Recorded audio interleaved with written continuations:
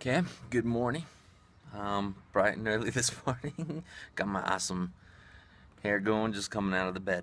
But today we're going to talk about the importance of self-care and how essential it is that we take care of ourselves so that we can be present to be able to help those that we love and our family, our kids, and our spouse.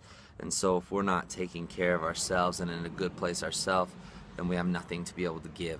And me personally, I love to do this in the early morning before I go do anything. So a little bit later in the morning than I would normally do this, but I think, I mean, if you prefer to do the self-care things later in the day, that's fine. I just happen to love to do it in the morning.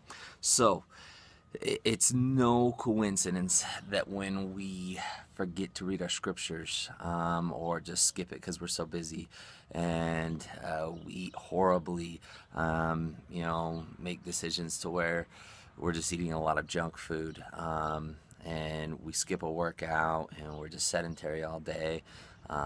We go to bed late and don't get enough rest. When all those things are happening over and over and over, it's no coincidence that we feel frazzled, that we feel less than patient, and start to get down on ourselves. And if we're in that mode, we're not going to be the best husband, wife, father, mother. It's essential if we are going to do anything of real worth in this life that we take care of ourselves. So I've got a quick quote from Marion G. Romney on this topic. He said, "Without self-reliance, one cannot exercise these innate desires to serve." And that's truly what we do as spouses and parents, is to serve. Well, shoot, I went off quote, and you might think this is still Elder Romney. It's not. Let's start over again. So we need to be able to serve as parents. And so this is important right here, that we take care of ourselves so that we can serve better.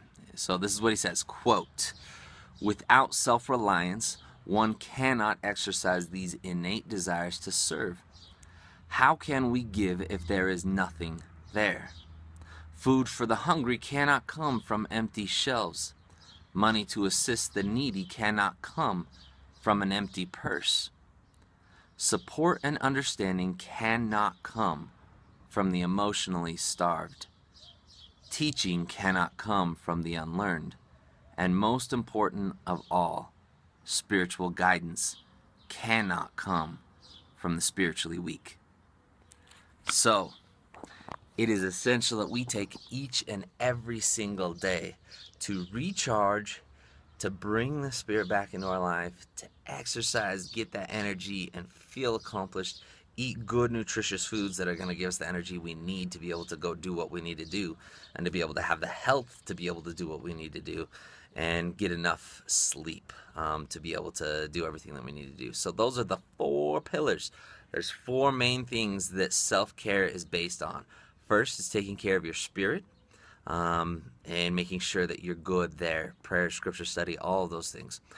Second is that you're eating nutritious foods, that you're, so the first 2 are really what you're putting into your body, because that's who you are going to become. You are what you eat, you are what you read and learn. They mold you and make you who you are. So eating good, nutritious, healthy foods.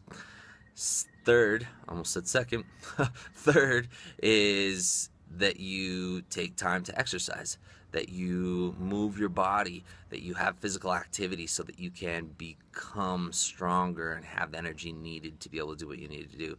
And fourth is that we get plenty of sleep, that we are renewing our body with good amounts of sleep, recovery, stress management, all those things, recovery, and taking care of our body. So super important. All 4 of those things we need to be doing.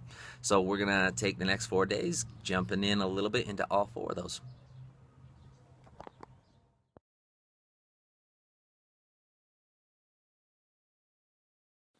family, duh.